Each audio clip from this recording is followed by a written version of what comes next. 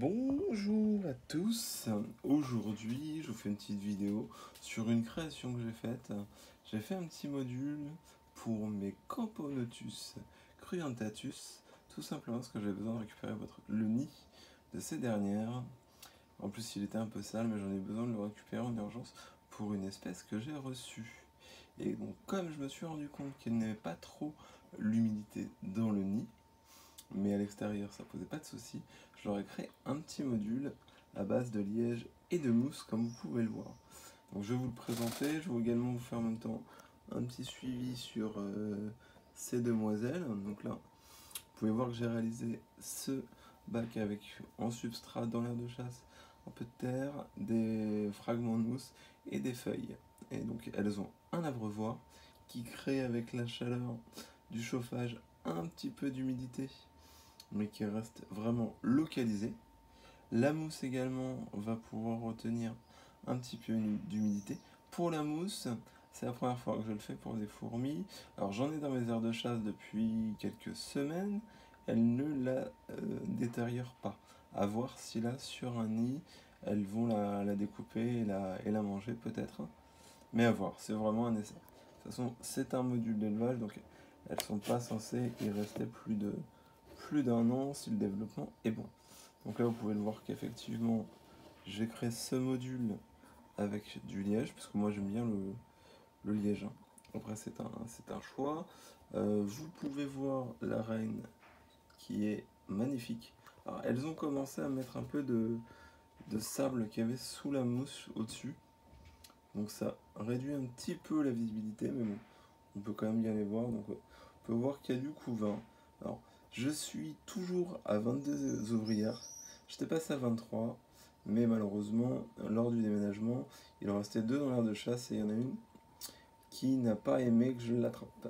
Pourtant, j'ai été précautionneux, si on peut dire. Donc là, on peut voir qu'il y a quand même du monde, du couvain, des œufs, des larves.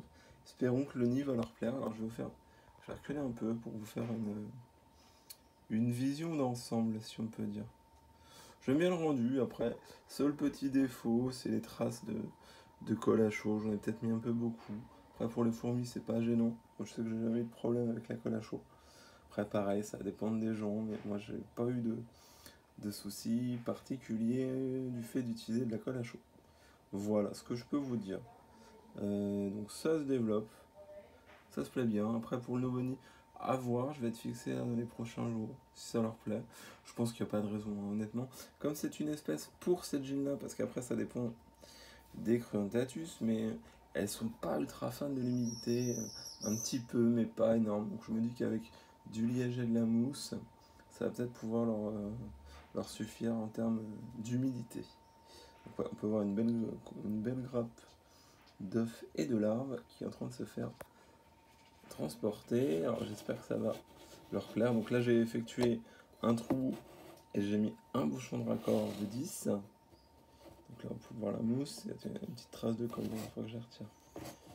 Et la petite aire de chasse. Je vais vous montrer ça. Donc pour la boîte, c'est une boîte Ikea, enfin maintenant Jiffy, puisque Ikea ne propose plus ce modèle, c'est Jiffy. Avec des idées de génie, il fallait bien la faire celle-ci. Et j'ai mis donc du grillage moustiquaire dessus pour boucher le trou. Puisque à terme, quand le module sera plein, je serai obligé de leur fournir une autre aire de chasse, je pense. Parce qu'il y a de l'espace, j'ai mis un peu d'huile de paraffine, mais comme la mousse remonte, je pense qu'elles pourront facilement sortir si elles le souhaitent. Donc là, ça vous permet un peu de voir l'intérieur de l'aire de chasse. J'espère pas avoir d'évasion quand je vous fais les plans. Une ouvrière, vous pouvez voir la couleur. C'est une espèce que j'aime beaucoup. Comme quoi, il n'y a pas que les exotiques. En endémique, on a aussi des trucs pas mal. Donc voilà. Un peu, je vais remettre le couvercle quand même par sécurité. Parce que j'ai mis de les paraffines, mais j'en ai vraiment pas mis beaucoup. Et comme c'est une grosse espèce, et bah, à mon avis, elles peuvent le passer facilement. Voilà. Donc je vais vous faire quelques séquences. Je vais essayer tout du moins de Madame la Reine et de son cortège de corvéables. Donc c'est une espèce qui, pour la fondation, hein, comme vous le savez, qui est un peu dur. Tiens, une transport social avec une ouvrière qui emporte une autre, ou un insecte, je sais pas. Et oui, donc cette espèce n'est pas forcément très simple à faire fonder. Il faut vraiment lui laisser du calme, la nourrir, mais une fois tous les 10 jours. Enfin, moi, c'est ma manière de faire, hein, toujours. C'est comme je vous dis, c'est toujours ma manière que je vous donne, hein.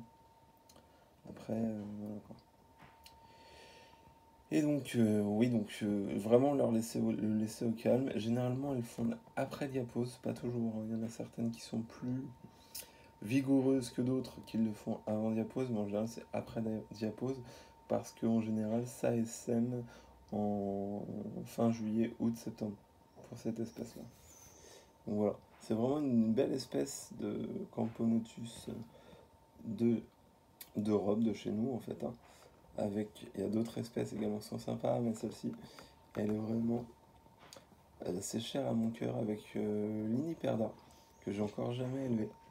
Donc je me ferai peut-être, si j'ai l'occasion de récupérer une gine à pas cher ou lors d'un échange, je me ferai peut-être la Liniperda, je la tenterai l'élevage, qui a l'air pas non plus ultra simple, mais pas non plus ultra compliqué, hein. Limite, je pense que de ce que j'en ai lu, alors là c'est des suppositions, hein, c'est pas mon retour d'élevage, Creontatus elle est un plus compliqué que l'Iniperda. Voilà. Donc voilà pour le retour. Ah, j'ai même pas vu, ils ont commencé à creuser un peu, ce qui leur permet d'avoir une entrée directement là. Alors vous voyez, j'ai fait un petit trou, je sais pas si vous allez voir, pour la sortie du nid. Je sais pas si on va le voir. Ouais, un petit trou de 10. Et puis voilà quoi. Et puis l'avantage c'est qu'avec la mousse, ça donne quand même un côté esthétique de folie. Et on ne voit quasiment pas. Ouais, donc il y a eu un décès. Ou alors c'est un transport social, mais je suis pas sûr. Non, c'est mon major qui a passé là en ma bouche. Mais ouais, donc à voir ce que ça va donner. Je vais les suivre dans les prochains jours. Et on verra ce que ça va donner. Espérons que ça continue toujours à se développer. Donc ouais, vous voyez, hein, une morte qui est en train de balader. Un morceau, alors vu la taille, ça doit être soit un major, soit un média. Je pense plutôt un média. Et voilà, donc voir ce que ça va donner. Donc pour le sol, comme je vous dis, c'est très simple, hein, c'est simplement de la terre. Simplement de la terre avec des débris de feuilles et un peu de mousse. L'abreuvoir avec la partie humide. Et l'avantage, c'est que si vraiment il ne faut pas du tout d'humidité, bah, je n'humidifierai plus la terre. Si jamais il faut de l'humidité, bah, je pourrais humidifier la terre ou même la mousse. C'est pour ça qu'en haut, j'ai mis quand même un bon paquet de mousse bien tassé pour faire comme un système d'humidification sur le liège. Voilà. Voilà pour la petite vidéo. Bah, j'espère que ça vous aura plu. Je vous ai présenté ma création. C'est pas un truc de folie, mais ça me plaît bien, quoi. Et puis, je vous fais un petit suivi en même temps sur cette magnifique espèce. Voilà, bah écoutez, un bon samedi à vous. À bientôt. Au revoir.